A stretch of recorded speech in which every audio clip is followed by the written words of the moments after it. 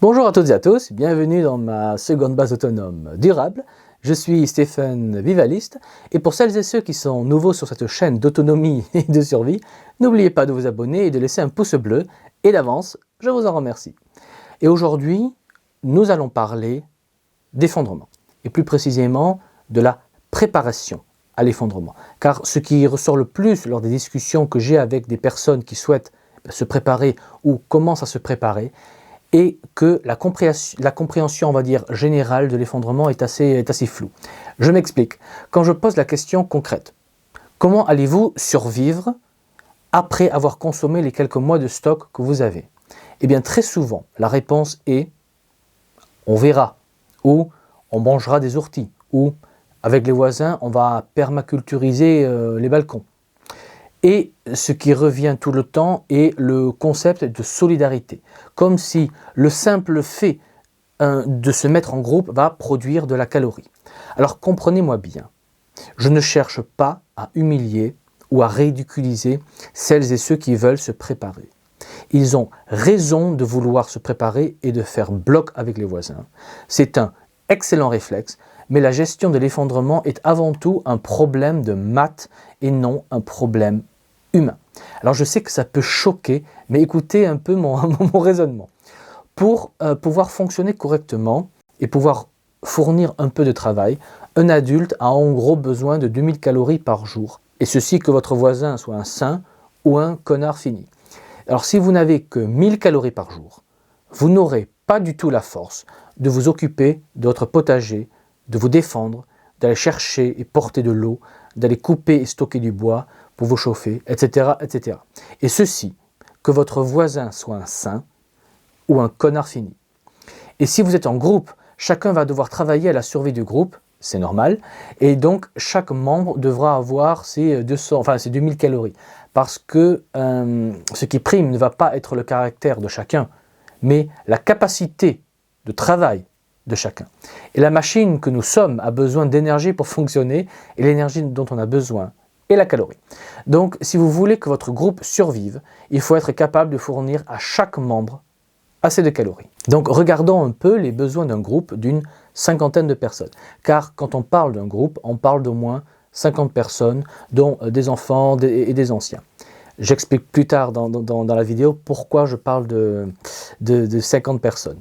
Ce sera expliqué, vous comprendrez, mais je le mets exprès à la fin pour récompenser celles et ceux qui regardent la vidéo jusqu'au bout. Donc, on parle d'au moins 50 personnes, dont des enfants et des anciens. Alors je sais que les anciens et les enfants mangent moins que les adultes, qui en revanche mangent plus car ils travaillent physiquement. Et je sais aussi que l'hiver, simplement, on mange et on travaille moins. Mais pour la facilité du calcul, afin que vous réalisiez de quel ordre de grandeur de nourriture on parle, on va garder 2000 calories par jour et par personne. Et ça se résume à peu près à 200 kilos de nourriture par personne et par an. Rappelez-vous que selon la science nutritionniste officielle, un adulte peut vivre avec 110 kilos de pâtes par an. Mais la science parle pour un citadin derrière un bureau. Donc pour une personne qui travaille physiquement, eh bien évidemment il faut une quantité plus importante. Sans parler qu'on peut simplement manger des kilos de fruits et légumes et ne recevoir que peu de calories. Donc je pense que 200 kilos est, on va dire, sous-évalué, mais on va garder ce chiffre simplement par facilité de calcul. Donc si vous êtes 50 personnes, eh bien mathématiquement vous aurez besoin de 10 tonnes de nourriture pour nourrir votre groupe de 50 personnes pendant un an. 10 tonnes de nourriture à produire. Donc premier point, pensez-vous que vous pouvez produire 10 tonnes de nourriture sur les balcons? La réponse est simplement non. Donc vouloir rester en ville n'est pas un plan sérieux. Deuxième point, pensez-vous que la solidarité va produire 10 tonnes de nourriture? La réponse est non. Seul un travail coordonné le peut. Troisième point, pensez-vous que vous pourrez trouver toute l'année 10 tonnes d'orties et de racines? La réponse est non, car l'hiver pour l'agriculture dure 6 mois. Donc d'octobre à mars, on ne produit pas grand-chose, à part des choux, des carottes, mais ça s'anticipe des mois et des mois en avance. Donc des chasseurs-cueilleurs n'ont pas cette organisation. Et d'octobre, on va dire, à mars, vous ne trouvez pas grand-chose à manger dans la nature.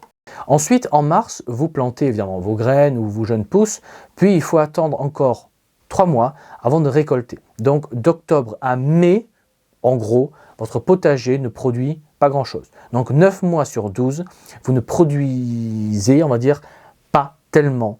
Et dans la nature, c'est un peu la même chose. Mais la cueillette s'arrête en hiver et pourtant vous allez devoir nourrir votre groupe l'hiver. Donc vouloir dépendre de la cueillette n'est pas sérieux, car même si vous arrivez à sécher ce que vous trouvez pour l'hiver, eh bien, vous ne trouverez jamais 10 tonnes de nourriture calorique.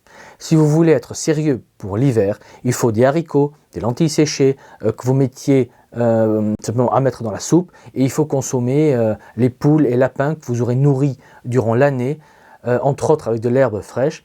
Mais comme l'hiver c'est plus compliqué de nourrir son bétail, c'est là qu'on mange une bonne partie de son petit bétail.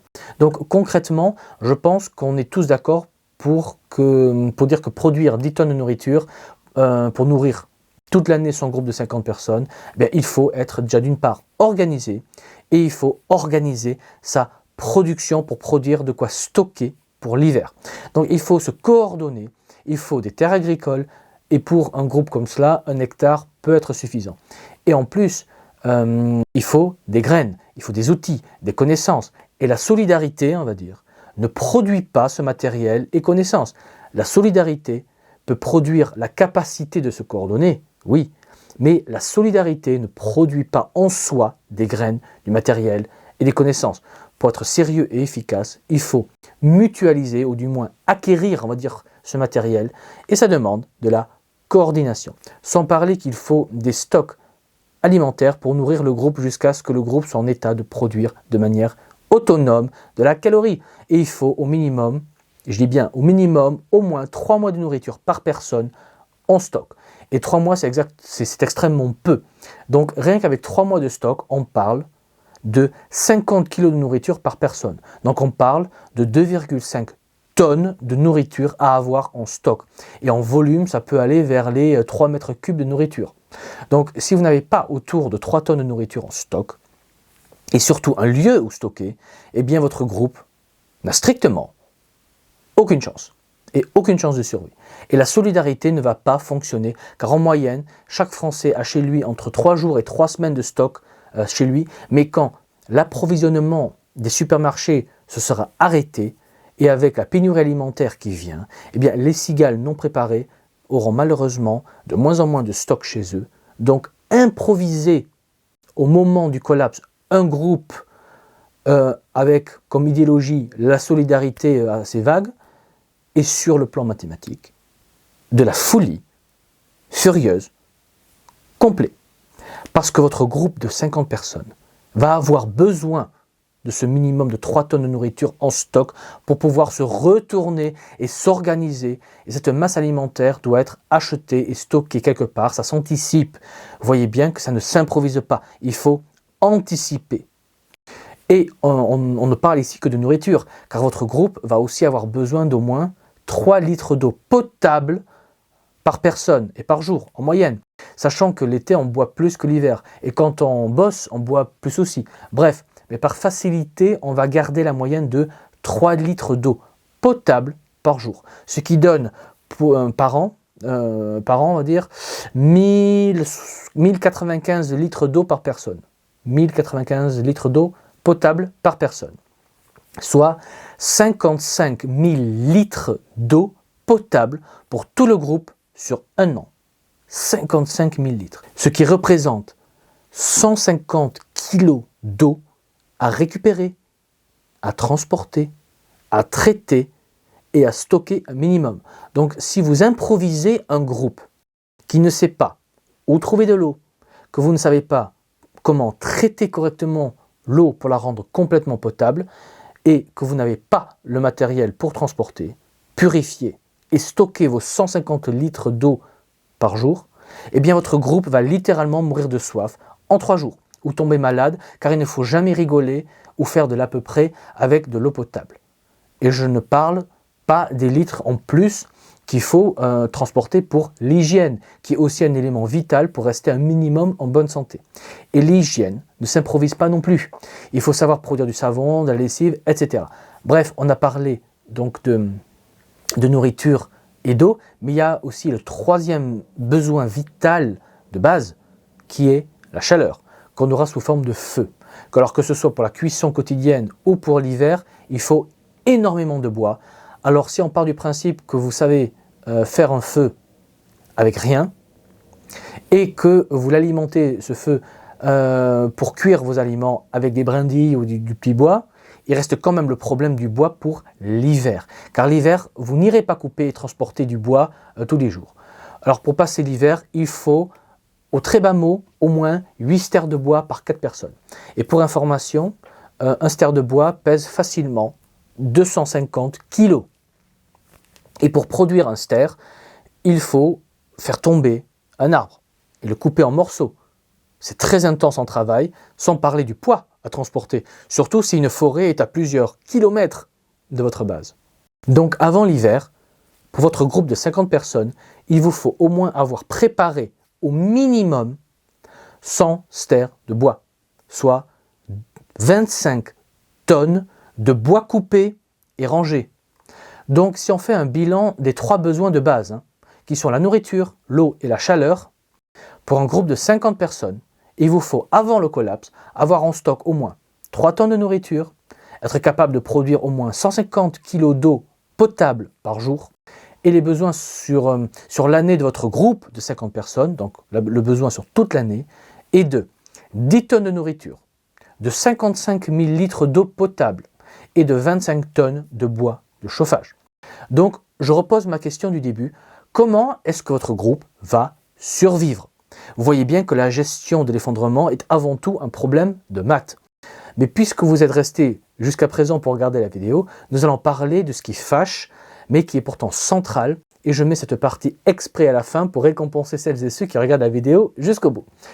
Alors oui, depuis le début, je parle d'un groupe de 50 personnes. Et croyez-moi, il faut bien au moins 50 personnes dans un groupe. Car dans la réalité, un tel groupe est composé en moyenne de 15 femmes en âge de travailler, de 10 hommes adultes en âge de travailler. Et oui, comme on le voit en Ukraine, les hommes en temps de crise se sacrifient plus et prennent le plus de risques pour leur famille. Et c'est normal. Donc entre le fait qu'il y a plus de femmes déjà que d'hommes en France et que plus d'hommes vont mourir en priorité, soit en se sacrifiant, soit en prenant des risques, eh bien forcément, de votre groupe, il y aura moins d'hommes que de femmes. Donc vous aurez 10 hommes, 15 femmes, 15 anciens et 10 enfants en moyenne. Et suivant la réalité universelle, alors que vous allez en Chine, en Afrique, aux Amériques ou au pôle Nord, chez l'être humain, socialement, c'est toujours 20% qui produisent 80. Donc concrètement, sur les 10 hommes, vous aurez statistiquement un obèse, un asthmatique et un homme soja trop maigre et trop faible pour bosser. Et sur les 15 femmes, vous aurez plusieurs en surpoids, on va dire pour ne pas dire des grosses, vous aurez plusieurs qui ont des problèmes de dos, de genoux ou autres, et simplement certaines qui se décrètent soi-même comme étant inaptes à travailler ou se sentant trop bien pour bosser. Donc vous aurez autour de 3 femmes qui vont pleinement bosser. Donc vous n'aurez que 10 personnes concrètement pour faire les gros travaux, porter ce qui est lourd et donc de faire 80% du travail. Et vous aurez 40 personnes pour faire les 20% du travail restant. Donc oui, les enfants et les anciens et les inaptes à la vie travailleront et feront des tâches, mais dans le concret, cela ne représentera que maximum 20% du travail total à abattre. Car vous comprenez bien qu'on ne va pas demander à un gamin de 8 ans de porter des dizaines de kilos, pareil pour des anciens. Il faut rester, on va dire, réaliste et humain. Donc concrètement, vous aurez 10 personnes sur 50 qui devront produire des tonnes et des tonnes. Alors, ramasser des patates peut être confié aux 80 qui feront 20%, mais retourner des tonnes de terre pour préparer le terrain, mais couper des dizaines d'arbres pour produire les stères de bois, couper et transporter le bois ne peut pas être mutualisé, tout comme le transport des 150 litres d'eau par jour. Et se pose la question pour votre groupe, est-ce que ces 10 personnes vont pouvoir produire en moyenne 80% des 10 tonnes de nourriture, soit 8 tonnes de nourriture? Pourront-ils produire 80% des 55 000 litres d'eau, soit 44 tonnes d'eau potable, et produire, on va dire, 20 tonnes de bois de chauffage pour l'hiver. Cela fait par personne réellement active, on va dire, 800 kg de nourriture à produire, 4,4 tonnes d'eau potable et 2 tonnes de bois de chauffage à transformer, transporter et produire. Alors vous qui m'écoutez, pensez-vous en être capable? En avez-vous les muscles, le matériel et les connaissances? Sans parler de la défense du groupe, que les enfants et les anciens et les malades ne peuvent pas faire du fait de leurs conditions physiques ou mentales. Et perdre un des 10 adultes producteurs, c'est augmenter en moyenne le poids du travail sur les 9 autres de 10%. Après, certaines et certains vont me dire qu'on peut très bien créer un groupe plus petit avec moins d'anciens et moins d'enfants. Donc je pose la question, pensez-vous que vous allez tenir dans un groupe à 12 personnes par exemple? Clairement pas, car tout reposera sur 2 ou 3 personnes maximum. Et s'il arrive un truc à ces personnes, là votre groupe s'effondre complètement. Donc concrètement, se préparer à l'effondrement ne se fait pas dans un petit groupe, car même si vous survivez, eh bien vous manquerez rapidement de compétences, car cela m'étonnerait que vous ayez un médecin, un dentiste, un arboriste, un militaire, un ouvrier, un bûcheron, un bricoleur, un agriculteur, un apiculteur, etc. dans votre groupe.